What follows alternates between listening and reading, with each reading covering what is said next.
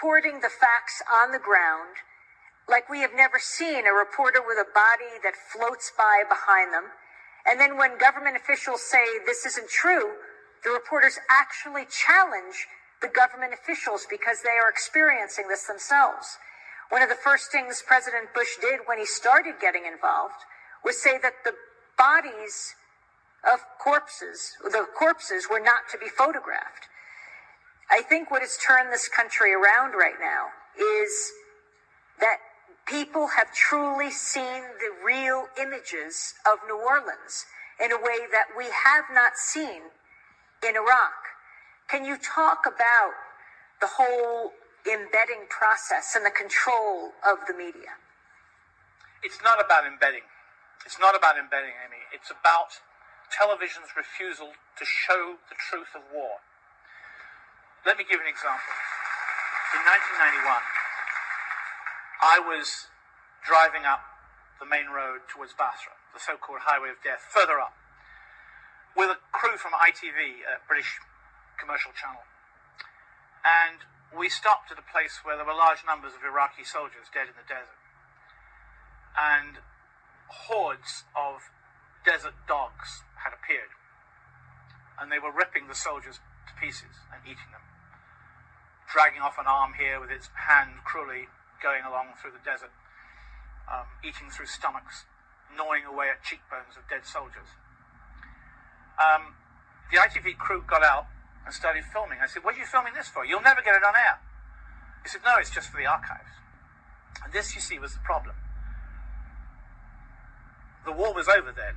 We're talking about the 1991 Gulf War, the liberation of Kuwait, when journalists had been put in pools, which was then the equivalent of embedding. And they chafed that they wanted to report real war and weren't being allowed to. They were being censored. But when the war had ended, and they were allowed to drive up the highway and film anything they wanted, they censored themselves. Far too sensitive. Can't see this sort of thing at breakfast. And what about the children? And in London and in Washington and New York and everywhere else, Paris, the television directors and the editors sit and say, "Oh, we can't show that scene. Impossible." Many of the worst pictures taken in the invasion of Iraq in 2003. A man holding a kid out like a piece of pancake. A beautiful girl in the arms of a man we had to lop off here because we didn't want to see the bones of the foot sticking out. She was dead, wounded in many captions. Never saw the light of day. They couldn't be shown. They could, but they were not. Because sensitivities mustn't show this sort of breakfast time. It's irresponsible to show the dead like this. It's disrespectful. I tell you, if you saw what I saw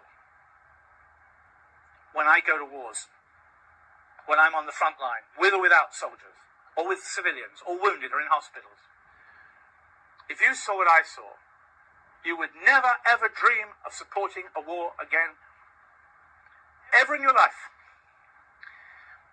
It's a remarkable thing that the cinema, the commercial cinema, feature films, can now show the bloodiest, goriest scenes, which are quite similar to what we see in real life. Saving Private Ryan, the guts spilling out. And yet, real war cannot be shown without censoring pictures which in many cases are exactly the same as what you see when you go to the cinema. Or when you watch a movie, a war movie on television. It's remarkable. And only when you're there do you realize, and I have an editor in London who shakes his head in disbelief and boredom when I say this to him over and over again. If you go to a war, you realize that it is not primarily about victory or defeat. It is about death and the infliction of death and suffering on as large a scale as you can make it. It is about the total failure of the human spirit. But we don't show that because we don't want to. And in this sense, journalists, television reporting, television cameras are lethal. They collude with governments to allow you to have more wars. Because if they showed you the truth, you wouldn't allow any more wars.